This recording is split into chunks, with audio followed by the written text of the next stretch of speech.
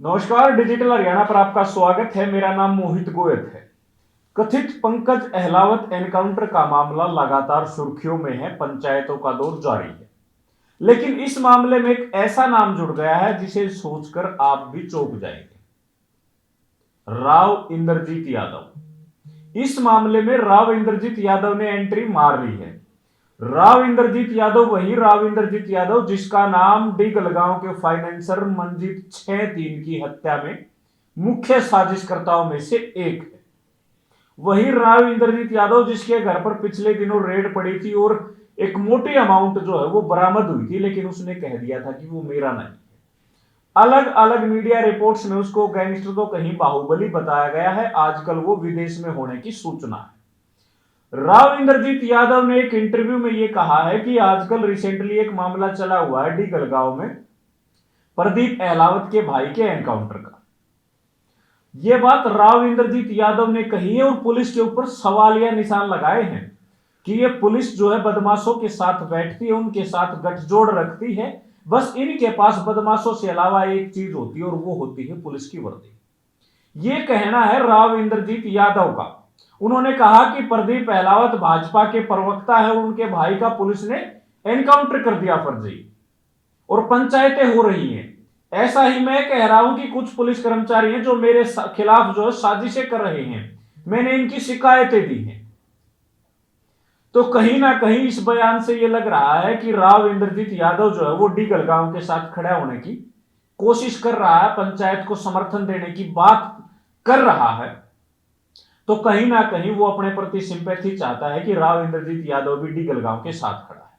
लेकिन सवाल यहां ये उठता है कि इसी डी गलगांव का फाइनेंसर था मंजीत 6-3, जिसकी हत्या में मुख्य साजिशकर्ता राव इंद्रजीत यादव बताया जा रहा, जो आजकल फरार है।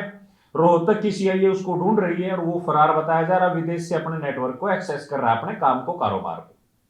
लगातार अलग अलग प्लेटफॉर्म पर वो इंटरव्यू देता और अपने आप को पाक साफ निर्दोष बताता है।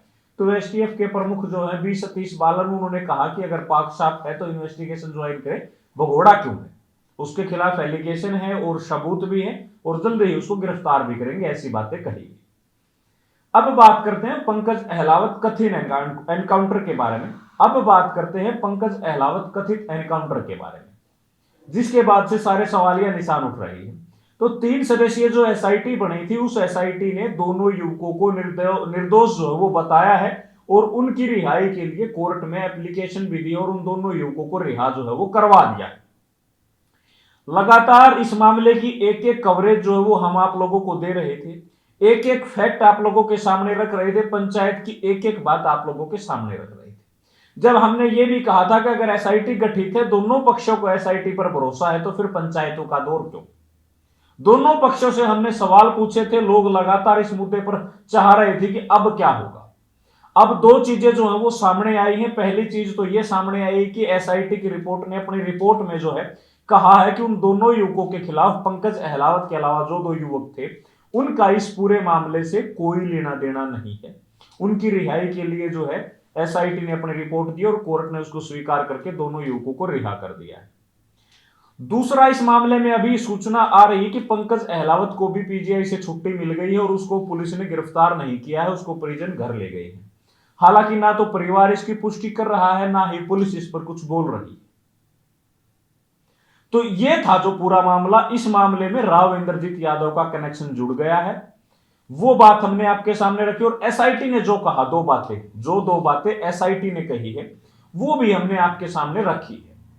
तो अब पूरा मामला जो लगातार है, कल रविवार है, डी गलगांव की पंचायत जो 2 बार हो चुकी है, एक बार पंचायत, एक बार मीटिंग का रूप उन्होंने दिया। अब कल फिर मीटिंग या पंचायत जो भी होगी, इस मामले को लेकर हमने 2 लोगों से बातचीत की। पहला, कारोर गांव के सरपंच महिपाल मलिक से हमने बातचीत करी। उन्होंने कहा कि रविवार को पंचायत मीटिंग जो बुलाई गई है डी गलगांव में।